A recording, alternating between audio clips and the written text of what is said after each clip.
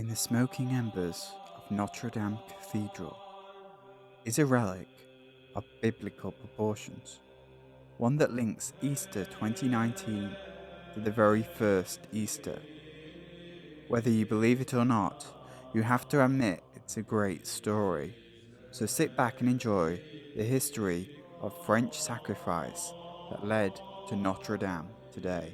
Jesus Christ, a man who many Christians believe was the Son of God, was honoured in the Cathedral of Notre Dame. We've all heard the stories of how he turned water into wine and walks on water. Whether you believe that or not, historians believe he was a real man, and somebody around that time was crucified. The story goes that Jewish leaders and teachers did not like what Jesus was doing, and so they planned to have him arrested. So Judas, one of Jesus' disciples, agreed to betray Jesus and give him over to other religious leaders for some money. Jesus was arrested and taken to the High Council. They asked him if he was the Messiah and the Son of God, and he said, "You say that I am." And he was found guilty and was sentenced to death. So they took the case before the Roman ruler Pontius Pilate, and he found him to be innocent, so was going to lessen the sentence. But the crowd wanted him dead, so he was sentenced to be crucified. He was beaten, spit on, and forced to wear a crown of thorns. Then he was forced to carry his cross up a mountain. He was nailed to the cross as the Romans waited for him to die.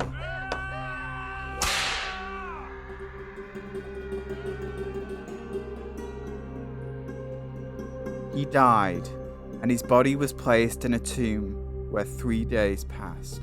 A woman who cared for Jesus came to visit the tomb, only to discover he wasn't there. So an angel told them, "He has risen." He later showed up to his disciples to tell them he had to die to sacrifice himself for the sins of man so that they could be forgiven. As for the crown of thorns, that was supposedly taken from where it was to lay in Jerusalem at Mount Zion.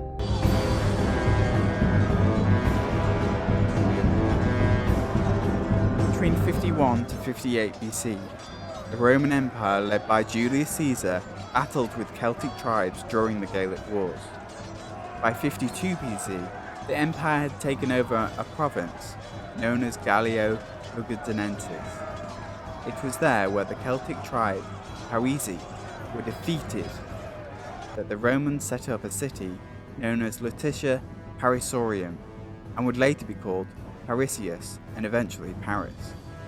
It was there that stood a temple to Jupiter, the god of the sky and thunder, a site that today has become known as Notre Dame. But as the empire fell by 486 AD, the people living on the edge of this great empire, known as the Franks, invaded the city and introduced Christianity. It was to be on this site that they would build an earlier Christian basilica dedicated to Saint Stephen or Saint Etienne. It is unknown whether this was built in the 4th century or remodeled from an older church dedicated to the Frankish king Childebert in the 7th century. The church was remodeled again in 857 BC. Under the Carolingian dynasty, it was remodeled again, but it was found to be too small for the people of Paris. By 1093, the crown of thorns was transferred to Byzantium.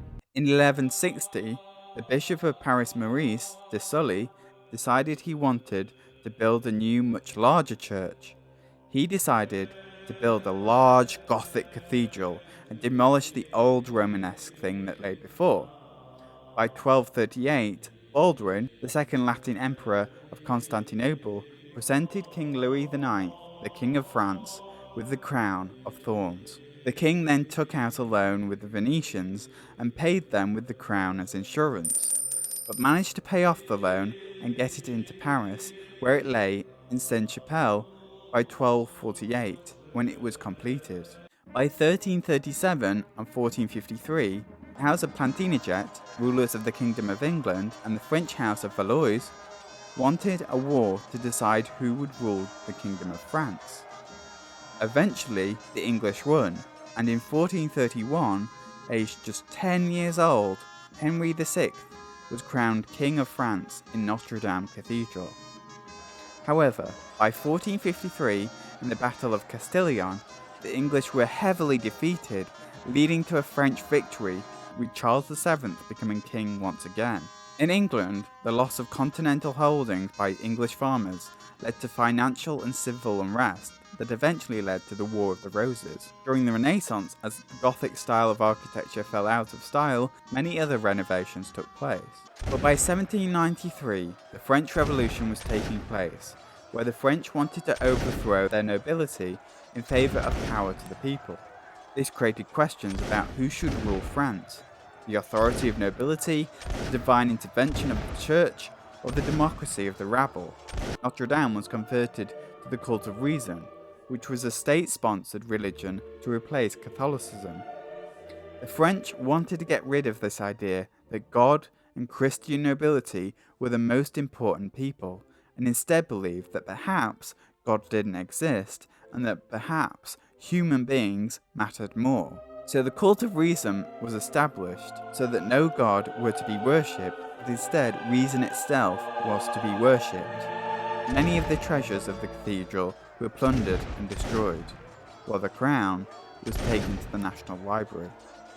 Other nobility in France, such as Maximilien Robespierre, thought a belief in God was important for social order, so he created the cult of Supreme Being, which was a cult that believed in such things.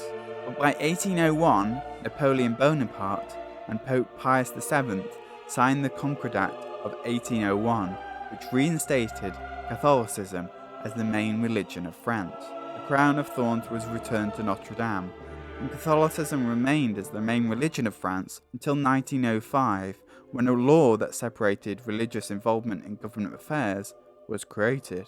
Despite some stray bullets hitting the cathedral during World War II, the cathedral stayed intact. However, by the 15th of April 2019, a fire burned through the spire and the oak roof, but firefighters, luckily, managed to put out the fire and save the crown of thorns. 2019 years of French and Christian history, and yet still we're asking the same questions raised by the French revolutionaries, the 100 Years' War, the Roman Empire, and even the Bible. Perhaps we'll never know the morally right thing to believe in, but it won't stop us asking, arguing, and fighting for what we believe in.